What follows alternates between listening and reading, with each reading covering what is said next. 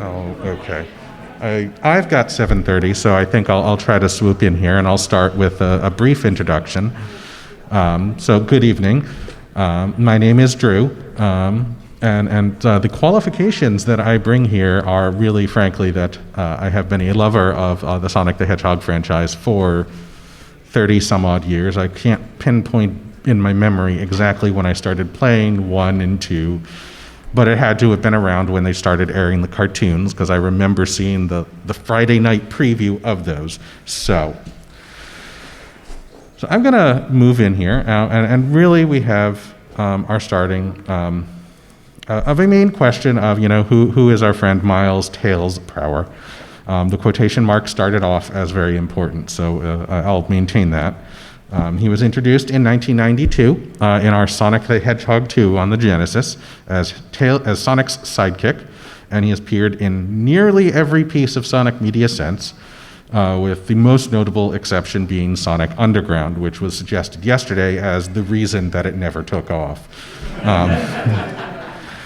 He is a two-tailed fox, and usually a native of Sonic's own world, whatever that happens to be.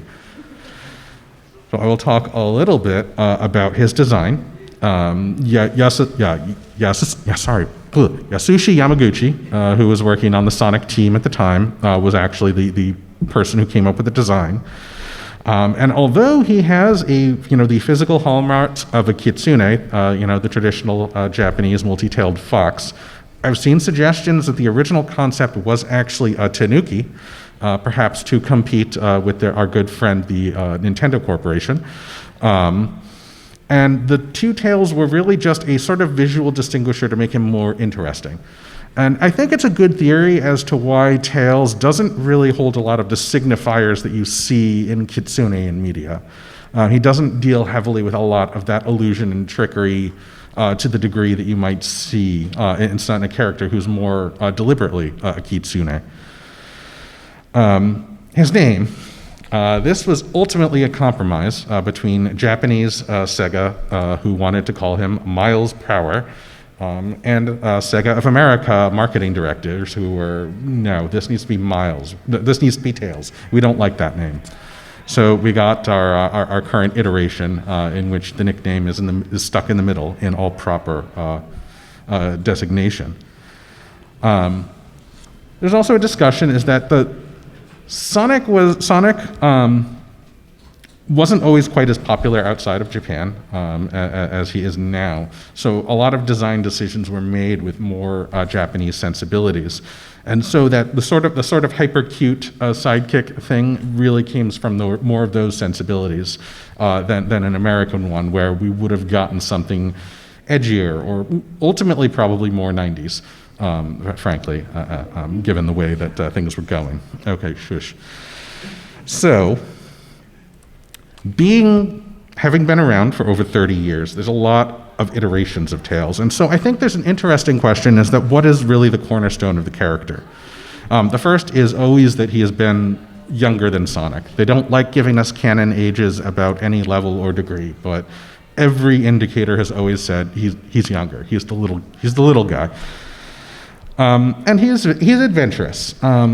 Depending on the media, he's presented in different varying levels of that, but this is an individual who in his first indication was flying planes into war zones at the behest of his best friend, and that is not a thing people with a zero level of comfort with danger do.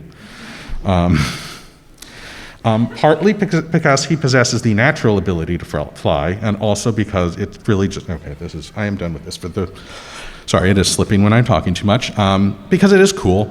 Tails has always been depicted as a skilled pilot, despite the fact that nearly every time the tornado ends up in the air in a video game, it also ends up crashing, but that is not he chose to go into the war zone, so a little his fault. So there's been some inconsistency in earlier portrayals, particularly between the West and the East. But over time, he's slowly become understood to be an engineer, to be brilliant, and in fact, probably the only person on the planet who can contest with Eggman on that level. And it actually might surprise you that we even at this point have media extant in which Tails is not actually reflected with that gadgeteer genius personality, but in fact some of the very earlier ones in fact did that, especially, as I say, the Western comics and cartoons. And ultimately, what I'm doing here, well, sort of what I'm talking and what I'm hoping to show through the themes is that he's largely more responsive to the tones and themes of the particular Sonic media he is in than Sonic, who over time has leaned into a more standardized portrayal, while Tails, as his counterpoint, has necessarily had to bounce around a little to reflect that. And so we're going to start with our early games. With classic Tails. That picture on the right is in fact from the level designers of the Sonic games, and therefore, while someone involved in making Sonic is clearly not a character design artist. I'm not saying he isn't perfect, but... So introduced as his sidekick originally, I'm going to read how he was introduced to us, the Western audience. Miles Tails Prower the Fox can't sit still when Sonic's around. Ever since Miles was a baby fox, he's dreamed of being like Sonic. He loves to run after Sonic, waving his two tails behind him, trying to keep up with his hero. Mostly, Sonic lets him trail along, but sometimes, just to show off, Sonic explodes in a burst of super speed and leaves him behind. But Miles doesn't give up. He whirls his tails like a helicopter rotor and takes off flying until he catches up. All the animals call Miles by his nickname Tails because of his two special tails, and one day they saw an astonishing feat. They were all together in the forest watching Sonic perform. Sonic would run, spin, and jump in his super spin attack. Then Tails would whirl like a turbo engine and blast off in his super dash attack. What a show-off. Suddenly, Tails just couldn't help himself. He took a running start, curled in his tails, and whoosh, he was spinning just like Sonic. So here, when they're presenting, they're telling us, he's always admired Sonic since he was a baby fox, trailing behind him, and Sonic mostly tolerates this unless he decides to show off. And we also see some of our introduction to one of his signature abilities, the ability to fly like a helicopter, and the origin of his nickname. It also details that unlike Tails' other more notable feats, that the first time that he was really mentioned, that the signature super dash, the spin dash that we're so used to in this particular canon in the games, was considered special to Sonic, and therefore duplicating it was a particular feat that Tails did.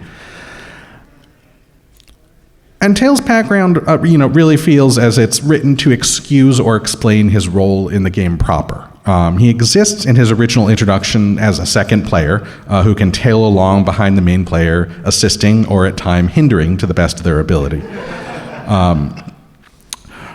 In subsequent games, he would demonstrate greater skills, the ability to fly, carry Sonic over short distances, but he had a limited ability to affect the game world originally. His ability to steal your air bubbles or cause you to clip through a boss with an ill-timed hit, notwithstanding. But we do start to get our first look on what would become a hallmark of Tails' character, the Tornado, a small prop plane he'll fly into war zones. But in the beginning, my rambling about him notwithstanding, we don't really get a lot of what makes him Tails, aside from this fact that ultimately he's the avatar of the player too. Ultimately, very frequently, a younger sibling of a player, or the friend, the person who's going to be sitting there just following along. I'm not ultimately going to stick particularly long on the 93 Adventures of Sonic the Hedgehog, because as I've indicated, these early cartoons and comics really were still in this vein where they weren't quite certain Sega didn't have an idea what they wanted to do. They were just willing to license things and see where they landed. There's interesting points that come up with this. This is, in fact, the most clearly youngest Tails at 4.5 years old. And one of the few that is, in fact, not actually that bright. I'm not saying that he is necessarily portrayed as stupid, although given his age, in several things he states he can't read. But a lot of what you see in him is that he's there to, just sort of reflect Sonic. The tone of this overall cartoon is very zany, and so he's there to go, oh yes, Sonic, or oh no, Sonic, that's the bad guy who I agree is bad. as well as shown here, he does get kidnapped a lot when Sonic needs something to do, and they don't want to introduce a new character to get captured. And as I say, they were still trying to work things out, and what he really was fitting within this sort of zany setting. It's perhaps more important to discuss a little more that the SAT AM, which is in fact simply called Sonic the Hedgehog, because of the level of influence it had on a large period of the time of Sonic. This is the dark, edgy introduction to Sonic that you got if you were around in the mid-90s. Our earlier iterations really told us not to worry over much about, Eggman, about Robotnik, because he was not Eggman yet over here, about Robotnik's plots. This is the first one that really acknowledges things like the fact Tails is an orphan of a genocidal war of Robotnik against the entire population of the planet Mobius, aside from his one living blood relative. But there's a handful of scenes that you really see from this is that you actually get pictures of something that's not seen in a lot of the other iterations. His caretaker is not actually Sonic, as it's sometimes suggested in some media, but rather Sally, who he refers to as his Aunt Sally. But he is living with a band of guerrilla warriors instead of an actual, real family. And you see a lot of this is that he is actually struggling, and it shows him struggling a lot with the circumstances of this, that his parents are gone. He is living with these people who often don't have the time to really engage with him because there's a far more important war going on that's their primary concern. And also he doesn't seem to have any peers. As a result, his character early on in that is very much a spectator to Sonic's adventures. He appears in the background to cheer on Sonic for winning at the end, and in that way it's somewhat like what we saw in Adventures the Sonic the Hedgehog. But ultimately, the looming threat throughout the story is what happened to captured freedom fighters. This took the original idea that we saw in the games of those little animals trapped inside the robots and turned it into robotization, the painful process that turns a living, thinking creature into a robotic slave for Robotnik. And therefore, Tails exists as part of a reminder of the stakes of this. While his fellow freedom fighters, sometimes are in danger, there's always this reminder that, Tails, the innocent, is one of those at risk as well. And that sort of hinges on how Tails is portrayed throughout the early portion of this. However, what you start seeing in this continuity is he actually has a heightened awareness over a lot of his other compatriots. There's several circumstances where an imposter is snuck into the Knothole village where they live, and Tails is the one who begins to become aware earliest that there is something odd about these imposters. That level of awareness is not always necessarily something that's seen in later iterations, but it's the first time you see that they're trying to really differentiate who Tails is. But furthermore, he also starts seeing an expanded role in the 2 seasons that they made in actually being involved with the freedom fighters, often reflecting that adventurousness that I've said was really an important part of Tails as time has gone on. And that results ultimately in his eventual admission to the official ranks of the freedom fighters close to the end of that run. But you also start seeing other certain aspects that are central to Tails showing up. And one of them is a sense of initiative, is that once he actually starts doing something, he starts moving very much on his own. There's a scene in one episode where Sonic disappears when he's with him, and he's the one who actually starts, going after him. He starts looking for him. You also start seeing his willingness to, expose himself to risk when he's getting involved in these. He, jumps across a town that's currently at, war to try to locate something that's going to help them. And furthermore, he later does something which is actually quite recognizable to later modern game tales, in which he actually comes up with a plot to use a fake magic stone to trick Robotnik into seizing it and thinking he's succeeded in his evil plan, something which you would recognize from the later Sonic Adventure series. So this may not be something people really think of heavily, the Sonic OVA, which was produced in '96, but we got a dub in '99. It gave Western audiences, actually, their first real appearance of the Gadgeteer Tales, because he is building and working on planes. There's a rocket board, and reprogramming Metal Sonic, which I think is beyond any even future tales, just given the level of what Metal Sonic is character-wise.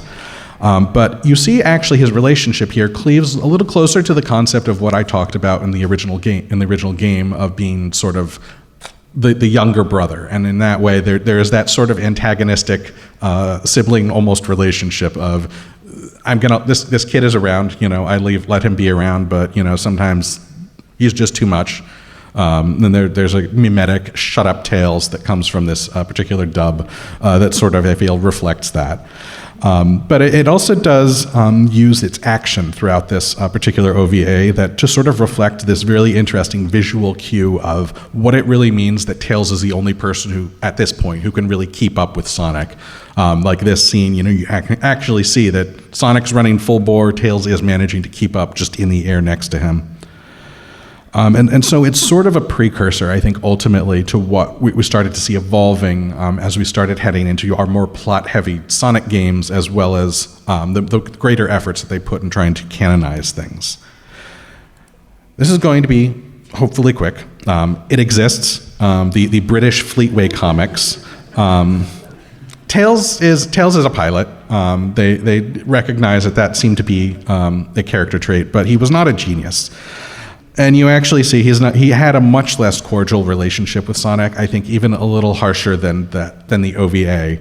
Just we can see here, calling him Pixel Brain. I think most Sonics would punch that guy right in the face for saying that. But he also has these sort of weird, sometimes sitcom shenanigans, where he passed himself as the hero to some distant people in a letter, but then he sort of gets then roped into their problems because they think he's the hero and he has to deal with that. But we also have this particular issue where he's sent back in time, tempted to exterminate Robotnik, really exactly like JFK. As I said, this was before Sega really was leaning into having to really put a lid on things like this, because they might have had an idea that this was weird or out there. Of course, when we talk about the comics, you cannot avoid at least addressing Archie Comics, and I'm going to go with this actually fairly briefly, and the reason I'm going briefly on this one really is because since it entered into this soap opera shenanigans, that 20 years of comic continuity is just all over the place. Whether or not, we can see, he's a pilot, he's friends with Sonic, but we also just go into stuff where this sort of thing happens. Like, there's love triangles, he gets mad at Sonic, his parents return at some point, I think everyone's parents return at some point. If you really want to know more about this, you could decide to go and read, Ken Pender's independent OC continuation comic, which will tell you more or less, where things were going at around the time that they finished. I'm sorry. Of course, there was the fact that they had, as any long-running comic does, a massive crisis event, which, wrote whole swaths of what happened out of the continuity entirely. And of course, the clear demonstration of how you make a super-powered, multi-tailed fox. That's where everyone's mind would go instantly. Anyway, we're going to go into the modern games a little more. And this has to, again, be a little more of an overview, because those games, again, at this point, we've got over 20 years sort of continuity in those games. Each one sometimes is like, okay, we all know that this is technically what's going on, but also, do we really need to care too much about what happened in the one where Sonic was a werewolf? No. So we don't have to address what Tails was doing then, do we? No. But we're starting to see, ultimately, some more of his characterization settling, particularly in the Sonic Adventure series. We have here pictured him taking on an egg, one of the giant egg machines. Something that, earlier iterations probably you wouldn't have seen doing. However, if you had played what is probably the reasonably obscure Tails Adventure, you might actually recognize this as part of his characterization. And it's something that's starting to settle into his characterization to the degree that, where he doesn't have Sonic around, he doesn't sit on his tails and whine about things. I think I summarized it somewhere as, well, I can't do as good as Sonic, but someone has to deal with this, pulls out a rocket launcher. It's like... But we can see that we're starting to see, we really see his tech genius emerging here, because he hacks, he can do, generic hacking. He can translate unknown languages. He can create a counterfeit Chaos Emerald. And if he's not actually like a playable character, he's sitting there giving exposition.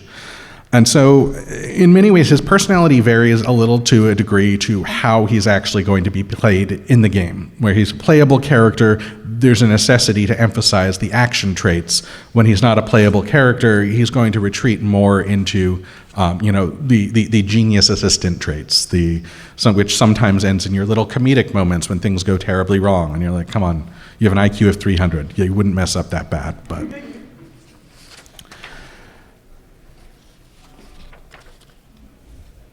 But as I've said, we're starting to see, like, these are the moments where you really see where he's cool, like Sonic Adventure, where he, pilots a power suit, where he fights Eggman one-on-one, or, of course, Tails' Adventure.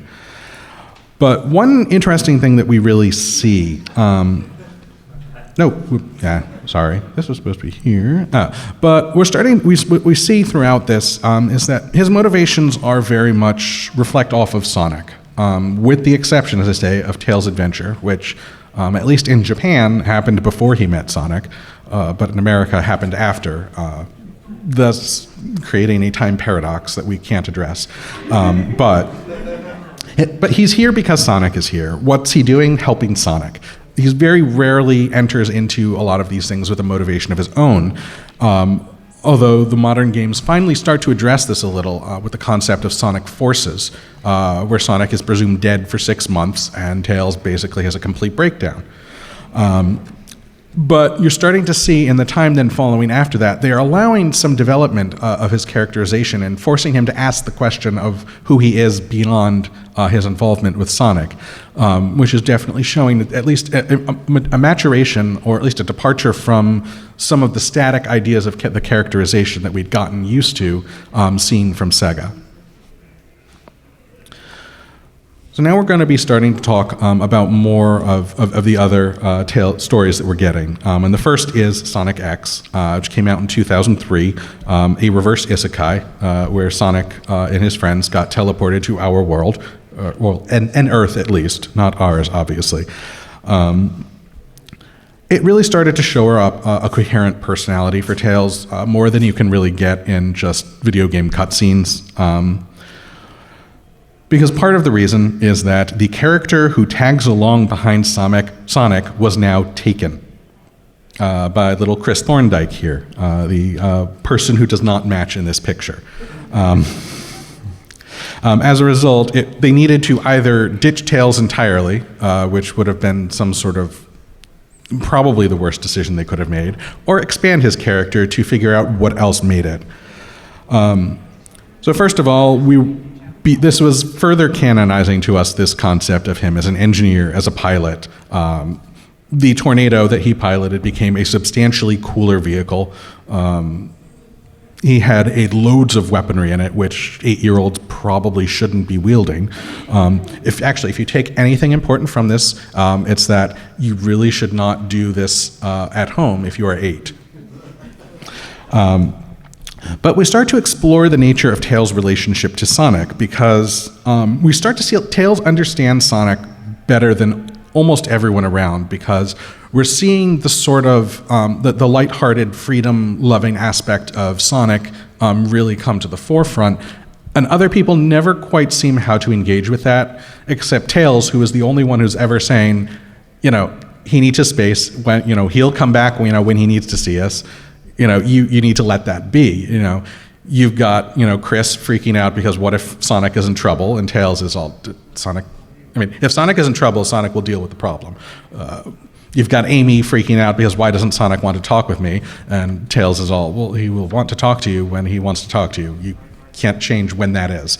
But you're seeing that is that there's a level of that understanding that's reflecting their the long-term nature of his relationship to Sonic. This is also the first time where they try to play a little bit with his past, because we don't really see that the teasing that he received as a child was necessarily because of the Tails, as we've seen in many media.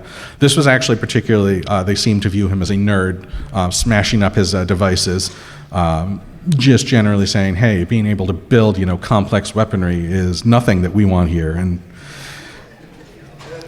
it also introduces, I think, the greatest moment of getting to see how he met Sonic, because he found this guy's plane in the middle of the woods, and he's like, I'm going to fix this, without even asking. And Sonic arrives and like, what's with the tune-up and the paint job? And Tails is like, we're best friends now. So, there we go. But we also start to see a reflection of a lot of his weaknesses, things that, are played up in some of the other stories that we see. He doesn't have a lot of self-confidence.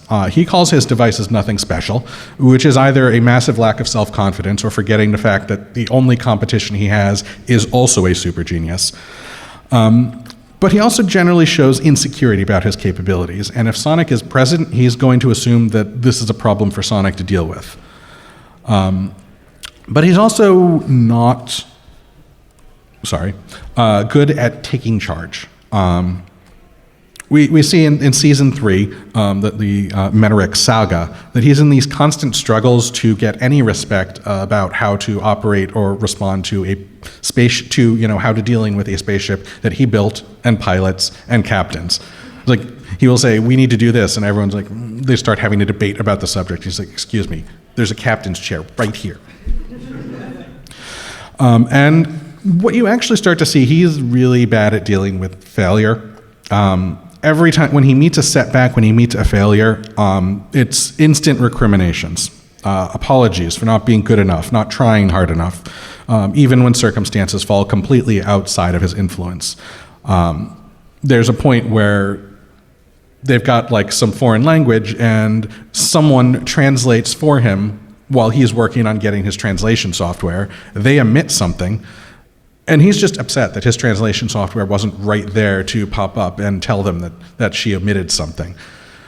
And it's like, dude, anyone could have, dealt with this. This is not your fault. But for Tails, any failure is his fault.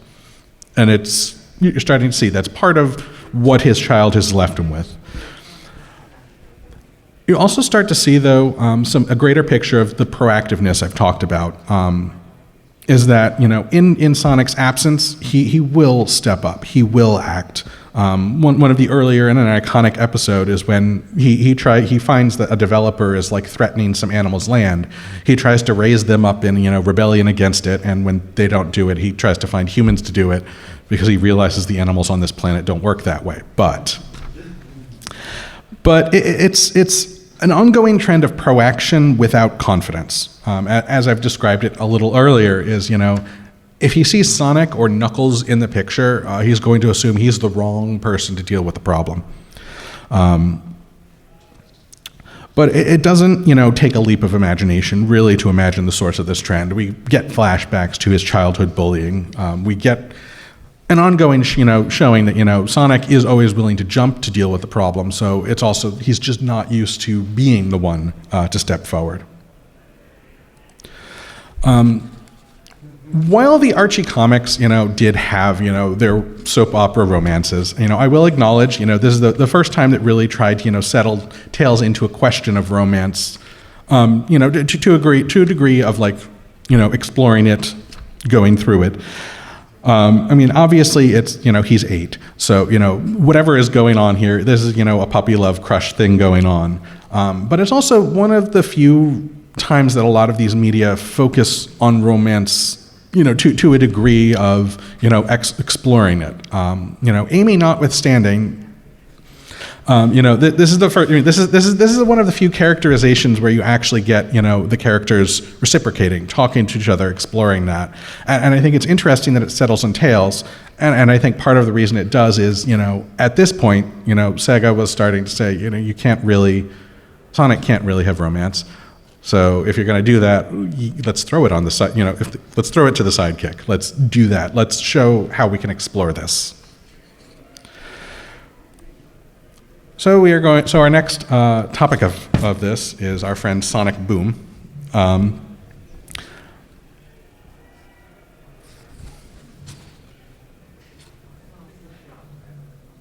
Sorry, give me 1 second. Oh, okay, sorry. Yeah, Sonic Boom. So this is primarily a comedy, but our first introduction to him is of his and Sonic's partnership. You see them as a fairly coordinated combat team throughout the whole process of this series. They generally have this almost effortless ability to coordinate with each other, except in the episodes where they need to be in conflict. But he's got this uncanny ability to show up with the tornado when Sonic most needs him. And it's frankly the most in sync that we've seen him across all of the media. He bears classic Tails hallmarks here: high intelligence, inventor, Sonic's closest friend. But we also see some other aspects of his cunning here. We've talked a little about how even in early iterations, he sometimes would come up with these little things to trick, Eggman. We know in Sonic Adventure, he had some very clever plots that came out. But he also often finds himself relying on deception. Even in the first episode, when Sonic is trying to get a new sidekick, Tails is the first one who's like, I'm going to disguise myself and enter into this competition, and no one will notice. But one of the more unique aspects of this Tails is a reflect of the fact that this is a comedic series, because they have a lot of Eggman-less downtime. As well as the fact that this man is basically like Heinz Doofenshmirtz level of threat, more so than any other Eggman. They frequently spend a lot of time goofing off. You'll see him joining Sonic on ill-advised adventures, driving poorly thought vehicles, and there's a number of scenes where Sonic and Knuckles have decided they're going to go through some sort of ill-advised, stupid, 17 to 23 year age type of dumb shenanigans, and Tails is on the sideline, being the judge of that. Hit the tree at half, fatal speed. That's 3 points. It's so while in the games you do occasionally see this sort of the thing where sometimes his technology breaks, because this is a sitcom. You get the sort of sitcom inventor syndrome, where whatever he has works, except they've decided it's funnier for it not to work. A picture there of the lovely translator bot that actually just translates what people intended to say instead of between languages, and instantly causes rifts between everybody. So, and it's the sort of thing where sometimes his technology even works on that sort of bizarre genie quality instead of actually doing what you think it should, which is odd, is funny, but it does at least acknowledge the fact that he's supposed to be a genius inventor. We do actually see throughout this, despite it being a comedy, the characteristics of his low self-esteem. When he has even small hiccups with his machinery, he'll tend to, either can declare the whole thing a failure, go completely back to, the drawing board. But also, because of the lower stakes of the episodes in general, there's circumstances where Eggman actually can weaponize his low self-esteem. There's one where Eggman basically gets into this little bet to whether Tails is capable of trapping Sonic. And by the end, when Tails finally manages to pull something off, Eggman shows up to take advantage, because he was well aware that Tails was going to respond to this increasing frustration at failures to outsmart Sonic, as anyone would. You also see something I generally called Tails in some of my discussions, a people pleaser. He wants to be seen as useful. And so it's always this tendency when he sees a problem to apply its intellect to it, instantly, generally, if possible, to solve it as soon as possible.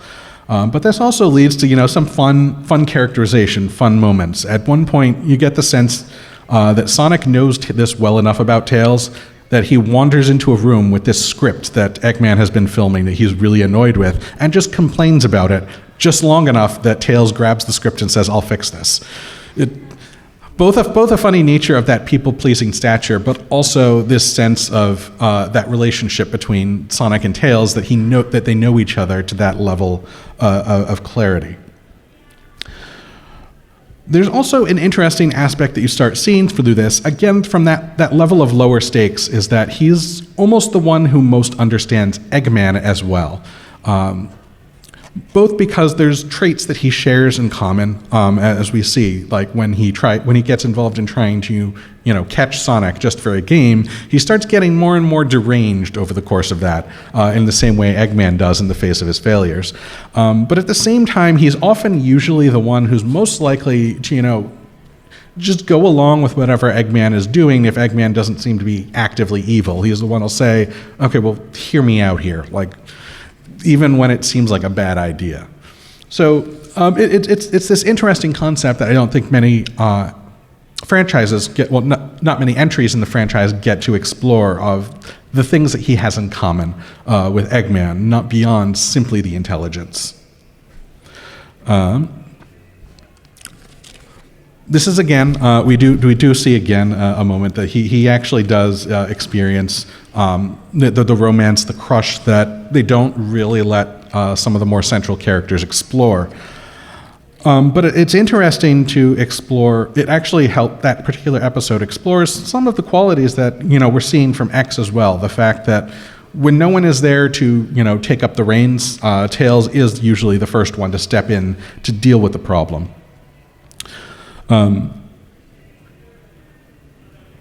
But there's also an understated aspect of Tails that we see, not just through this crush thing, but overall, and it's one that's an understated aspect of Tails, is this willingness to sacrifice on Sonic's behalf.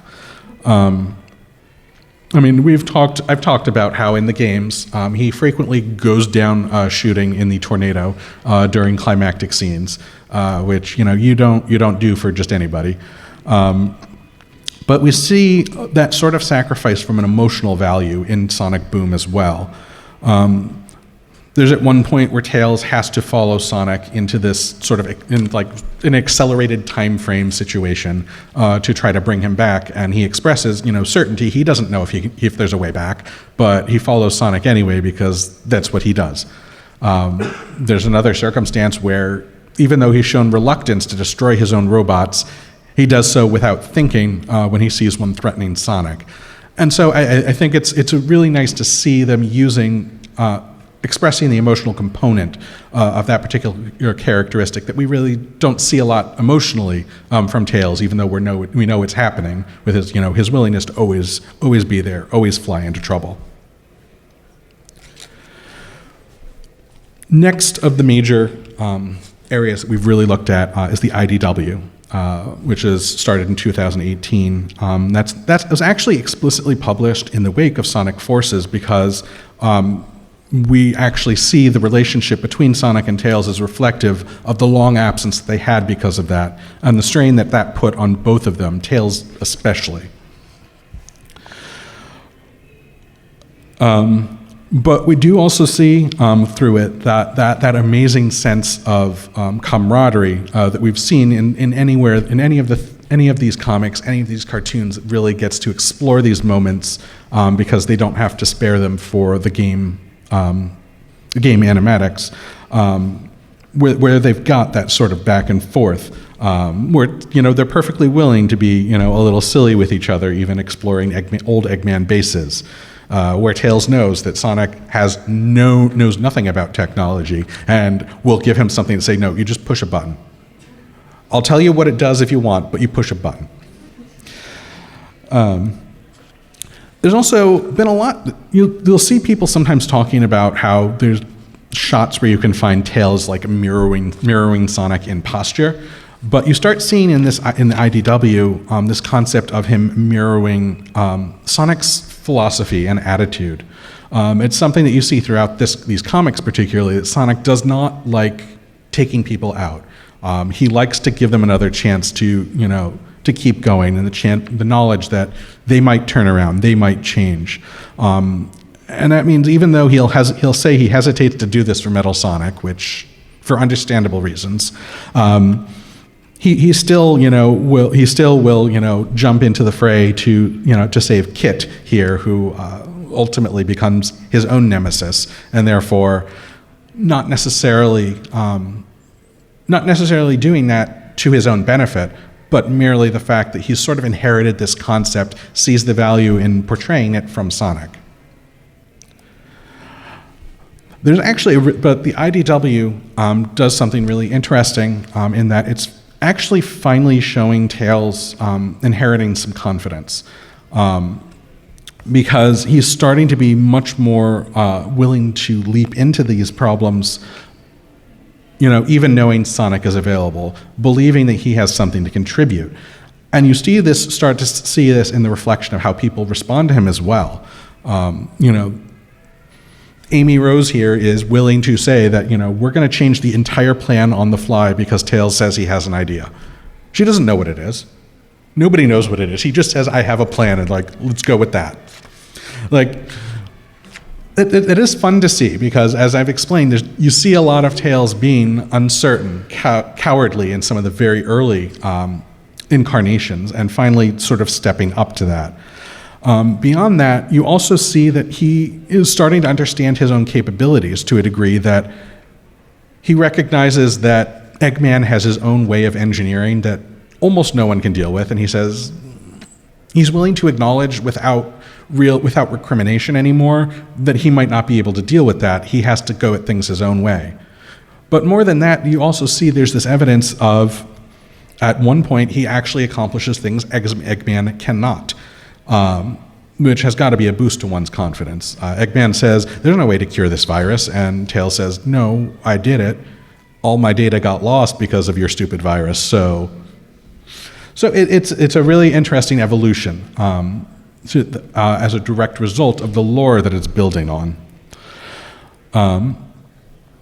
It also introduces us to this, and I think anyone's life is improved by being able to see this panel. For reference, this is one of the Halloween specials for the IDW. Seeing the context is worth doing it on your own.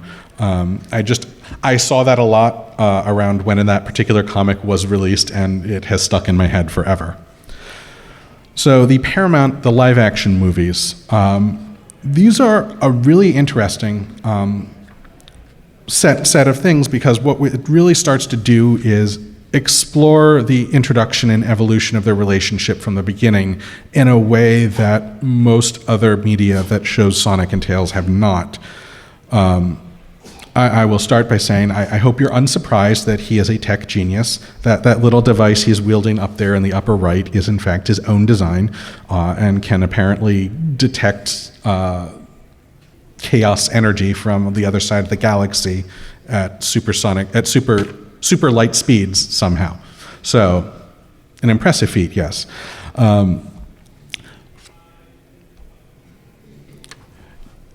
You see through this that an interesting take on the fact that he would in fact have been timid the very first time he meets Sonic, because he's yet to be truly inspired by him, yet to be truly influenced by him.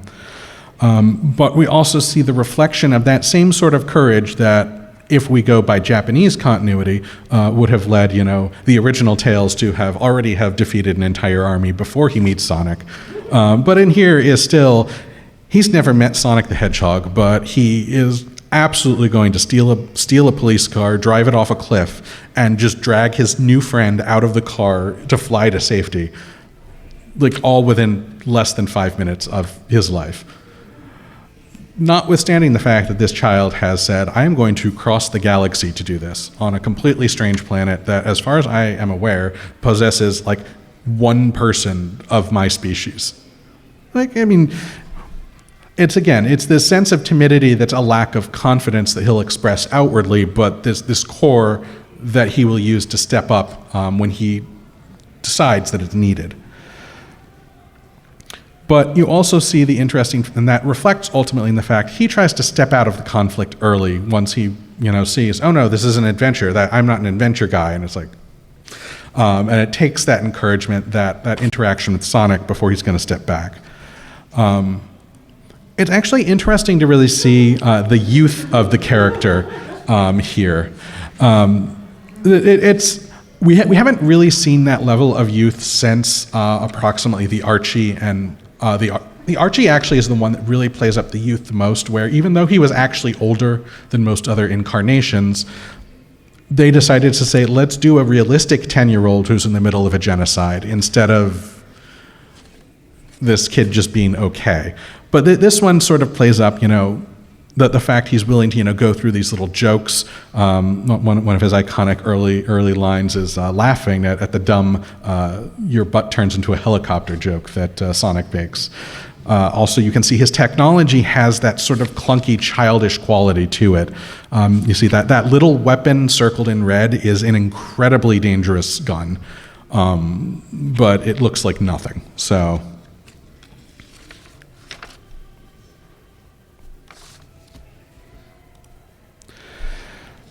I've touched on it a little bit, but he is obviously a genius technologist. The Miles Electric in the upper right possesses a state-of-the-art holographic projection system, presumably built in a cave because this child was not living like in an orphanage or a home with anybody. But he's managed to hotwire a police car. He modifies a prop plane later to be capable of staging an assault on Eggman. Like, those guns did not start on the plane. They happened during a 30-minute segment off screen. So what we really see throughout these movies is ultimately that origin of the friendship that's not really been depicted to the level of attention that they put into this movie. One of the things you see, as they put him into later iterations, is some of that uncertainty bleeding into his interactions with people in the ways that I've explained in earlier movies as being that sort of people-pleasing, this sense he's trying to be aware of the emotional states around him and trying to preemptively respond to those. But I think really a lot of what this is because the Sonic live-action movies are very much these sense of origin stories. It's an exploration, I think, of what brings us to what we might recognize as a more modern tales. So this is going to bring me to the final, and I think the most recent of the various Sonic media that's really come up in expressing tales, and that is Sonic Prime.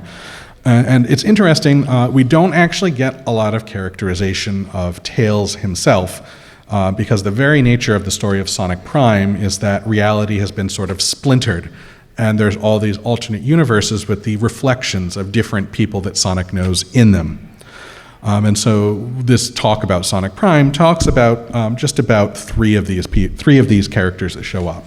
The first one I'm touching on is Mangy. He dwells in this overgrown forest, and he's presented as this feral tribal child. You'd say he was raised by wolves if he didn't live in a society of anthropomorphic animals. But he reacts on instinct. He basically acts like a dog, and seems almost entirely nonverbal. And what you see him is in a group that's basically been living in hiding for a long period of time. He acts a lot like a fearful animal whenever any sort of threat arrives. And so what you end up seeing, as I've said, because these are sort of splinters or reflections, a lot of what you get is this is Tails without a lot of his, trademark courage, the ability to actually step up, on his own. And because one of the themes of Sonic Prime itself is Sonic's relationship with Tails, we actually see a greater depth of his character through his interactions with Sonic. Out of all of the people who live in this forest area, he responds most easily to Sonic. Eventually, he discovers he can fly because of interactions with Sonic.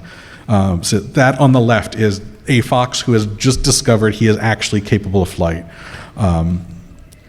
But also, we hear Mangy speak for the first time after a particularly emotional moment with Sonic, suggesting that nonverbalness was never a reflection of like a lack of intelligence, but one of those psychological, some sort of psychological block or psychological preference that he sort of breaks through in Sonic's presence.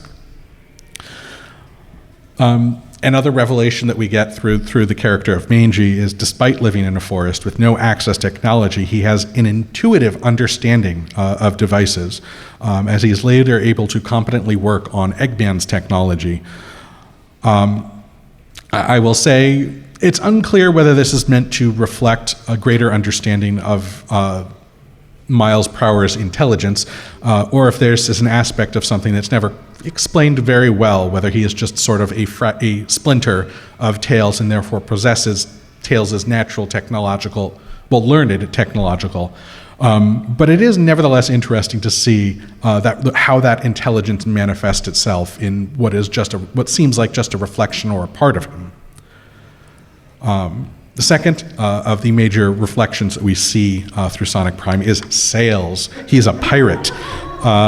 You can see his little sort of his sort of like weird sort of robot third tail there that he can wield a cutlass with.